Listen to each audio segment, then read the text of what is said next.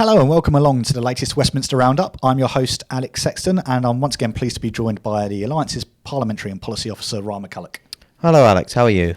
I'm very well, Ryan. Thank you. How are you? I know you've been incredibly busy. I've barely seen you the last few weeks. Yeah, incredibly busy, but it's always good to be busy, I think. Well, let's jump straight into it. I think I know the reason you've been busy the last couple of weeks. We have seen a major cabinet reshuffle in Westminster, and that has led to a new Secretary of State for DCMS and our fourth Sports Minister in just 16 months. Yes, our fourth Sports Minister in 16 months. Yes. As you say, it's been quite busy, and that seems a while ago now. But yes, we have had a cabinet reshuffle in recent weeks.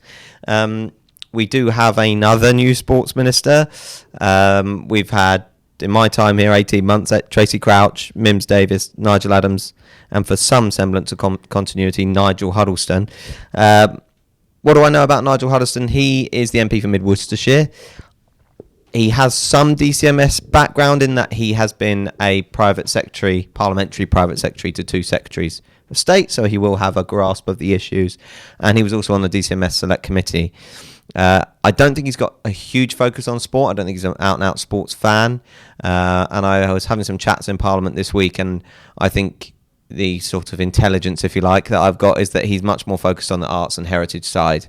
But he does, from what I'm told, understand the importance of participation in sport and particularly increasing participation in grassroots sport. So that all sounds like good news. One other thing to add about his new role is that much like when Tracy Crouch was Sports Minister, gambling has been moved back from the culture brief to the sport brief. And I think the government are going to have a go at looking at the Gambling Act, reviewing the Gambling Act. So I think that it's going to be a big piece of work for them, and it's going to fall into Nigel Hardison's brief by the look of it. So it's good to know that there will be conversations around grassroots sport that we can continue to push with the new Sports Minister. What can you tell us about the background of our new Secretary of State? New Secretary of State is Oliver Dowden. He is the MP for Hertsmere, my hometown. Yes, he has been an MP since 2015 for the best constituency in the world. And before that, he was an advisor to David Cameron at Number 10. Quickly, upon getting elected in 2015, got a job in government in the Cabinet Office as a minister, and is now Secretary of State at DCMS, which is his first cabinet role. Again, not a huge amount in his sporting background. He only by being a local, I know that he has supported some of the local teams in where I grew up as a local MP. But I think the role more generally, obviously being a broad role that focuses on culture and media, but also against what we actually thought would happen, the digital has stayed in the job. And I think that's going to be a huge part of his brief, sort of going after Twitter and making sure that, less online harm happens. There'll be a big part of going after, part of reforming the BBC licence fee, etc. So I think his role will only be dealing with what you might call the big ticket items in sport. And I think, broadly speaking, that'll be governance in sport with a heavy focus on football, I'd imagine. Gambling, definitely. And hosting major events, I think will be the three big focuses he might have. There'll be others along the way. But I think that's where his sport focus will be. So once again, it's a case of the sport and recreation sector reconnecting with the Sports Minister and his team. But for that continuity and that consistency, we have already made connections with the team. We'll be building on those going forward. But it does once again, and I know we've discussed it before, highlight the importance that not only do we have close relationships on behalf of our members with DCMS, but that we also have it across different government departments. Yeah, absolutely. And if you look at other government departments, they have had less change than we have. A lot of the ministerial roles have shifted about. DCMS and the Sports Minister is not unusual in what's been happening of late with a lot of cabinet reshuffles, in that lower level ministers get moved up, get moved down, get moved across. But also secretaries of state have kind of come and gone in recent times too at DCMS, whereas if you look at education, there's been a few reshuffles now where Gavin Williamson has stayed in post, Matt Hancock's been health secretary for a long time, and these are two of the big departments that we try and focus on, so that's helpful. We have relationships built with them already, but as you mentioned, building relationships with the teams at DCMS is helpful because, diary invites roll forward, it's just a different person that's turning up now. and sort of getting information that we might need on certain issues is easier because we built relationships with the teams, and then it's just a case of trying to build the relationships with the new ministers. And unlike in previous governments over the last 2 or 3 years that have been uncertain and there have been a lot of resignations and reshuffles, this government now has got 5 years, and in that sort of scenario you're probably looking at a reshuffle every 1 or 2 years. So hopefully that bodes well for us building more stable relationships going forward. And speaking of stable relationships going forward, one of the headline changes in the reshuffle was with the Chancellor. We have a budget on the horizon the 11th of March. I know that we've been in the background making asks on behalf of the sport and recreation sector to the previous Chancellor, and now with a new body in charge. Can you give us a little more information to our members about what we've asked for and how that's impacted how we've asked it with that change in role? Yeah, so the unexpected one on the day of the reshuffle really was Sajid Javid resigning for the reasons that he stated about advisors, etc. His deputy, who is always the Chief Secretary to the Treasury, a gentleman called Rishi Sunak, is now the Chancellor of the Exchequer. Not great timing, as you say, with the budget on the 11th of March. And we still don't know, but it's possible that the spending review will be launched at that budget, but whether... We don't know that was the case anyway, so we don't know whether that's been postponed given the new Chancellor, but the budget is going ahead as expected. We made a submission both to Sajid Javid, but also fortunately to Rishi Sunak when he was Chief Secretary to the Treasury, with sort of 3 headline asks, if you like, but there are some details within that. Our first one is the continuation or extension of funding for the PE and sport premium through the sugar tax or soft drinks industry levy, if you prefer, money. And as that drops off and the revenue inevitably drops off, we'd like to see that extended to milky-based drinks, because we think that the money that's gone into the PESP, sport premium, in schools has been beneficial to schools and to participation in schools.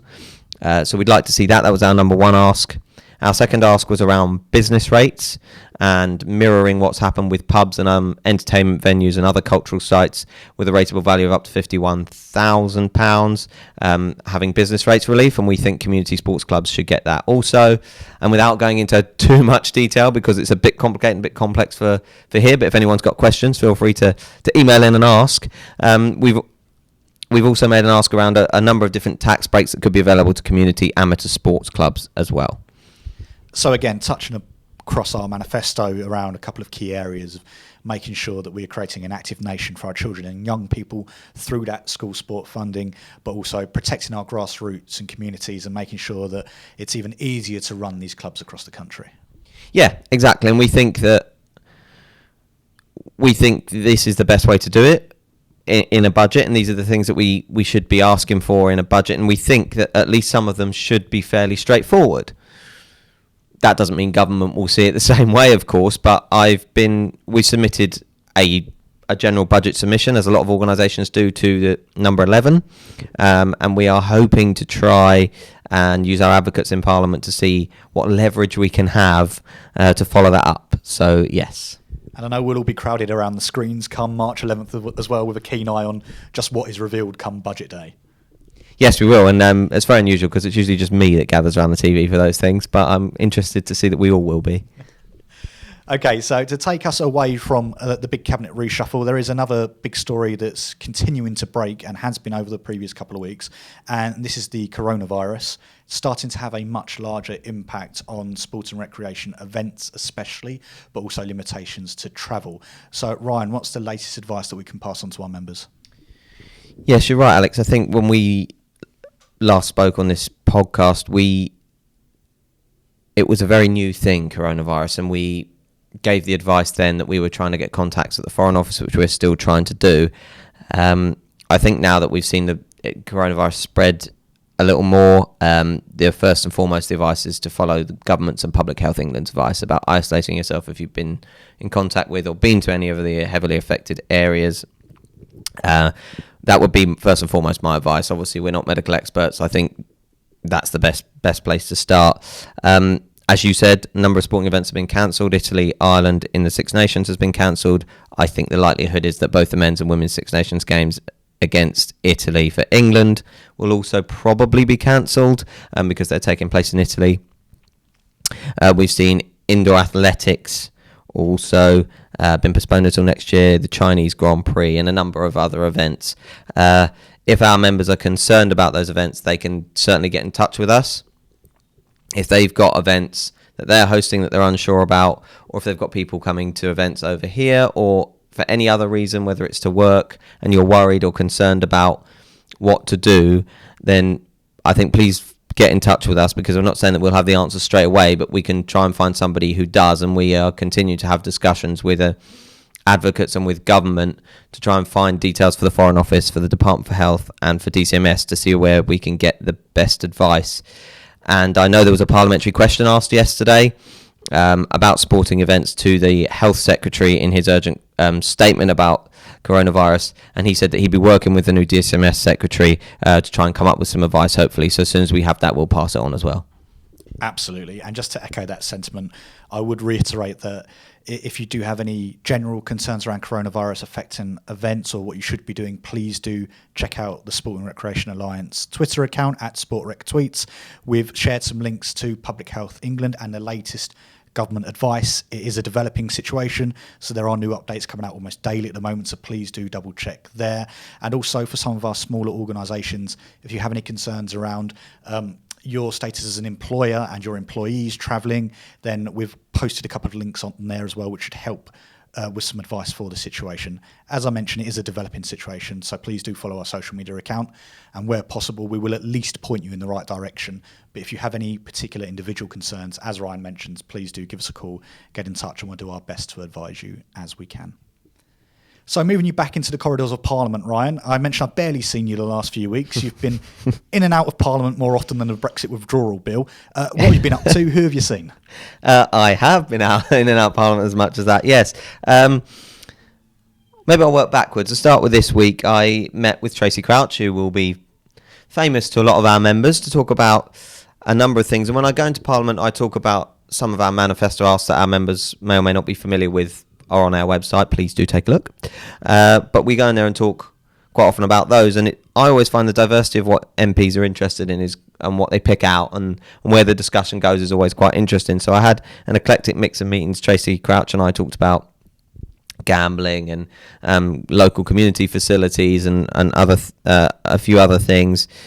I met with Joe Stevens, the Cardiff Central MP, who's on the DCMS Select Committee this week also, and we talked about school sport. I met with Toby Perkins a couple of weeks ago, and we talked about traditional sport. And I met with David Rutley in the same day, in fact, I think, as I met Toby Perkins, and we talked about outdoor sport and recreation. So trying to keep on top of that is always difficult, but it's always fascinating to me to see what MPs want to talk about, and great that there are that many, sport interested MPs who want to talk to us. And I guess that's a point I was going to pick up on, was that with the breadth of our membership, it's great that there's such a breadth of interest in Parliament. Yeah, it really is. Well, that's exactly what we want, as you say. When we have a large and diverse membership doing loads of great work, we want to make sure that different MPs take an interest in different areas of it. So, yes, it means having some varied conversations. And speaking of different interests, something that I've noticed recently, having attended a couple of grassroots physical activity events, is the noise surrounding local mayoral elections that are taking place now. We know they're upcoming, and we've seen a lot more of these candidates starting to use the power of sport and recreation to try and enhance their own campaigns. And I was just wondering, is that an area of interest for our members? Could they shine a light on their local projects in areas and constituencies that are pushing for these new mayors, and actually utilise that desire for these candidates to connect with the local community to showcase what they're doing? Yeah, I think they should. I think when you've got the interest of politicians, exploit it and use it, basically. And I think, we talk about grassroots sport quite a lot and how it can affect local communities. Well, mayoral elections more so than parliamentary elections or with MPs or government certainly can be about how grassroots sport can improve a certain community. You can talk about specific communities. I know in London there's a focus on the benefits of sport and serious youth violence and employability skills, and I've seen a lot of the candidates talking about that. And if I'm honest, it looks like the London mayoralty may be a one horse race, but in other areas like Birmingham, where I think Andy Street narrowly won last time, you may see a different result. So definitely get in touch with them. Use what they're talking about and say, right, come and visit us, come and do this. And there's also the potential that there could be an all-party parliamentary group for sport session on this very thing. Yeah, we're hoping. I can't give too many details away at the moment because it's in the early stages and there are a lot of diaries to put together. But we are hoping to have a meeting to talk about some of the mayoral elections and everything that's going on, because we think that, as I've said, mayoral elections in particular are much more local focused, and a lot of what our members do is locally focused and at grassroots level. So we hope that members will be able to come along and enjoy that event once the details are finalised, but not too much to give away at present. Now, I know there's a lot of confirming in diaries and getting these invites absolutely confirmed, but we are hoping to have the next APPG off the ground very shortly, and obviously those details will be shared with our membership. Yeah, they will, again, until that's confirmed. This is not a very good answer, is it? But until they're confirmed, we probably won't go public with the details, and I won't say too much at the moment, but I'm expecting in the very near future to have some more information, and I hope members can get along to that, because they should be fascinating. And one thing that we can confirm, though, is that you've met Ben Bradley and spoke with his team on several occasions. And as the new chair of the group, he really is pushing to get some really exciting topics discussed over the coming year. Yeah, he's been really great so far, been really helpful. And I actually think that's worth pointing out at the moment. And he is very interested in sport, grassroots sport, how it can improve local communities. And he, so far, has been very active in suggesting what way he thinks the group wants to go, what he wants to do with the group, and we're just trying to get the things off the ground now with diaries, as I said, but he's a good advocate for sport, so I would encourage members who may work in his local area, but also not necessarily who are looking to talk to MPs, to talk to Ben, because you'll find him helpful, I think. Excellent. Well, thank you very much for taking the time to come and chat with us again, Ryan, and for updating our members. You're very welcome. We'll be back again in a few weeks' time, where we'll be taking a keener focus and reviewing the budget that is due out on March 11th, amongst many other things. But that's all for now, so please do take care.